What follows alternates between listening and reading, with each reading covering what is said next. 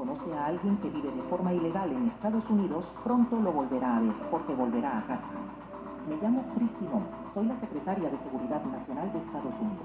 Puede evitar problemas descargándose la aplicación CBP-Com y deportándose de forma segura. Recibirá ayuda económica, un vuelo gratis y la posibilidad de volver de forma legal.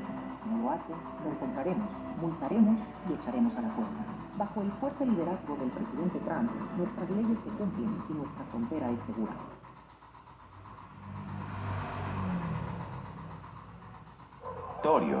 Esta iglesia fue considerada un modelo a seguir para muchas congregaciones bautistas en Estados Unidos y Latinoamérica. Pero con el paso de las décadas, lo que parecía una bendición se convirtió en carga.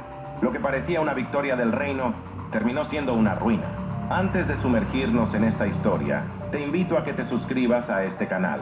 Aquí hablamos de lo que muchos prefieren callar, de verdades incómodas pero necesarias. Déjanos tu comentario si alguna vez sentiste que tu iglesia se estaba alejando del mensaje puro del Evangelio. Y si ya conocías la historia de Akron, cuéntanos cómo te impactó. Tu experiencia puede ayudar a otros a abrir los ojos, porque esta no es solo la historia de una iglesia que cayó. Es la historia de muchas, y quizás sea un espejo para la nuestra. El ascenso del Imperio Bautista de Akron. Todo comenzó en 1934, en una ciudad industrial del estado de Ohio, cuando un joven trabajador llamado Dallas Franklin Billington, hijo de un pastor bautista y obrero de la empresa P.S. Goodyear, comenzó a predicar con una pasión que pocos podían ignorar. No tenía templo, no tenía nombre reconocido. Lo que sí tenía era una voz firme, una mirada determinada y un mensaje que conmovía. Billington comenzó a predicar en la Furn Street Mission, un espacio pequeño y sencillo.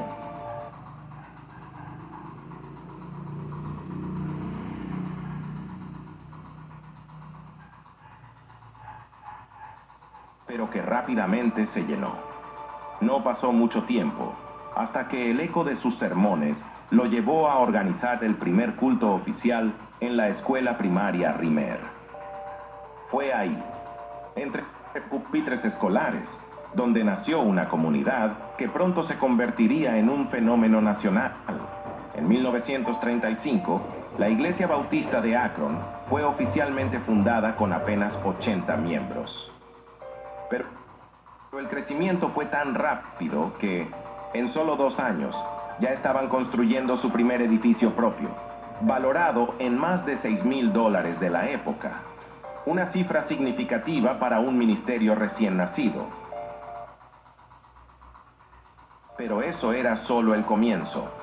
En 1949, el segundo templo se construyó con un costo cercano al $1,000,000 y capacidad para más de 2,800 personas. Era, para muchos, la prueba de que Dios estaba bendiciendo esa obra. ¿Pero realmente era bendición? ¿O popularidad? Durante las décadas de 1950 y 1960, la iglesia alcanzó su punto más alto. Los sermones de Billington eran transmitidos por radio y televisión a nivel nacional. La congregación crecía sin parar. Los números impresionaban. Más de 16,500 personas asistían semanalmente a las escuelas dominicales de la iglesia.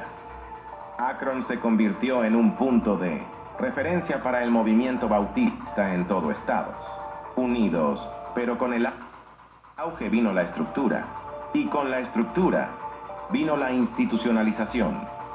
Se fundaron programas, comités, escuelas, redes de influencia. La iglesia ya no era solo un lugar de adoración, era un centro de poder, un imperio religioso, una máquina perfectamente organizada. El carisma de Dallas Billington era innegable. Muchos lo consideraban un profeta moderno, pero esa admiración, con el tiempo, empezó a rozar la idolatría. Su figura era central, su palabra, incuestionable.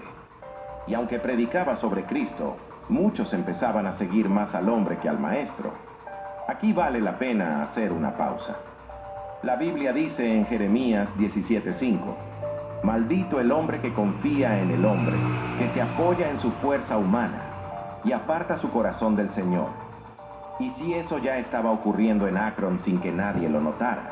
Porque sí, los templos estaban llenos, los números crecían, la influencia se expandía. Pero ¿sobre qué cimiento estaba construido todo esto? ¿Sobre la palabra? ¿O sobre la imagen? ¿Sobre Cristo? ¿O sobre la reputación de un predicador carismático? No estamos aquí para juzgar corazones, pero tampoco podemos ignorar los frutos. Y los frutos que estaban por venir no eran precisamente de avivamiento, porque cuando todo parece indestructible, es cuando más vulnerable se vuelve. Y en Akron, la caída estaba a punto de comenzar, no con una herejía, sino con fuego. La tragedia y la reconstrucción multimillonaria, 9 de mayo de 1981, una fecha que la comunidad de Akron jamás olvidará. Durante la madrugada, un incendio devastador consumió casi por completo las instalaciones del nuevo templo de la Iglesia Bautista de Akron.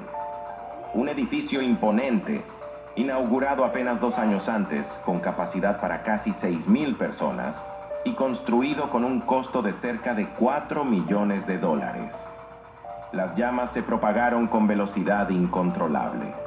Los bomberos lucharon por horas. Pero al amanecer, el templo estaba reducido a cenizas. No hubo heridos, pero el daño emocional y espiritual fue incalculable. Los miembros de la iglesia no podían creerlo.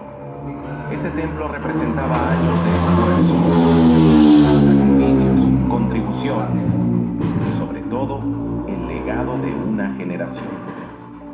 Un legado que ahora ardía en silencio. Las primeras investigaciones sugirieron la posibilidad de un acto criminal, un incendio provocado, pero nunca se confirmó. El culpable, si lo hubo, jamás fue identificado. Y entre la incertidumbre, la pregunta comenzó a circular: ¿por qué Dios permitió esto? Lejos de rendirse, la congregación decidió reconstruir, y no de cualquier manera. Si la iglesia anterior costó $4 millones, la nueva superaría todo lo anterior. En 1984, 3 años después del incendio, se inauguró un nuevo templo, más moderno, más grande, más impactante, con un costo estimado de $8 millones y con capacidad para casi 10,000 personas. Sí, 10,000 sillas, 10,000 espacios, un monumento a la resiliencia, o tal vez un monumento al orgullo. La reconstrucción fue vista como un milagro, como la prueba de que nada detiene al pueblo de Dios. Pero en medio de los ladrillos, las vigas y los micrófonos, surgía una inquietud silenciosa. ¿Estaban reconstruyendo el templo o reconstruyendo su imagen? ¿Era fe o necesidad de recuperar el estatus perdido? ¿Era un acto de adoración o una reafirmación del poder institucional? Pero llega la hora, y es ahora cuando los verdaderos adoradores adorarán al Padre en espíritu y en verdad, porque así quiere el Padre que sean los que lo adoren. Cristo nunca habló de templos gigantes, nunca llamó a competir por membresías, nunca pidió construir imperios de cemento. La iglesia resurgió, los cultos regresaron, las actividades se reanudaron, pero algo en lo profundo ya no era igual, porque cuando el templo físico se vuelve el centro, el corazón espiritual suele apagarse sin que nadie lo note. La pregunta que muchos temían hacerse era: ¿y si el incendio no fue solo una tragedia, sino una advertencia? Se reconstruyó el edificio, pero ¿se reconstruyó la fe? En los años siguientes, nuevas generaciones tomarían el liderazgo. Con buenas intenciones, nuevas estrategias y muchas deudas. Pero nada volvería a ser como antes, y la caída, aunque silenciosa, ya había comenzado. La caída que nadie quiso ver. Tras la muerte de Dallas Billington en 1972, su hijo Charles Billington tomó el liderazgo de la iglesia. La transición fue estable. La iglesia se mantuvo sólida durante algunos años. Pero los tiempos estaban cambiando. Y con el paso de los años, también cambió la cultura, la música, la forma de congregarse e incluso la forma de creer. Para 1996, la tercera generación de la familia Billington estaba al mando. El nieto de Dallas asumió con entusiasmo, pero también con un problema enorme, una deuda de más de $6 millones. El templo era imponente, pero costoso de mantener. El público era numeroso, pero envejecido. La energía espiritual comenzaba a diluirse. Y es aquí donde muchas iglesias cometen el mismo error: buscar soluciones de marketing para problemas espirituales. Se introdujeron servicios contemporáneos, grupos pequeños, estudios temáticos, cultos más jóvenes, más dinámicos, con luces, pantallas y eslogans. Pero el problema no era estético, era estructural, era espiritual. La iglesia no necesitaba luces nuevas, necesitaba luz verdadera. Yo conozco tus obras, tienes nombre de que vives, pero estás muerto. El esfuerzo por mantenerse relevante no dio resultado. Cada año, la asistencia disminuía, las deudas aumentaban, la motivación interna se desvanecía, los grupos pequeños no podían sostener el peso de un gigante en ruinas, la comunidad ya no conectaba, porque la fe no puede ser forzada, y mucho menos programada. Los miembros comenzaron a irse. Algunos buscaron otras iglesias más centradas en la enseñanza bíblica. Otros simplemente se alejaron de la fe. Muchos, decepcionados, empezaron a hablar en voz baja. Ya no es lo mismo. Ahora todo es show. Parece más un negocio que una iglesia. Y tal vez tenían razón.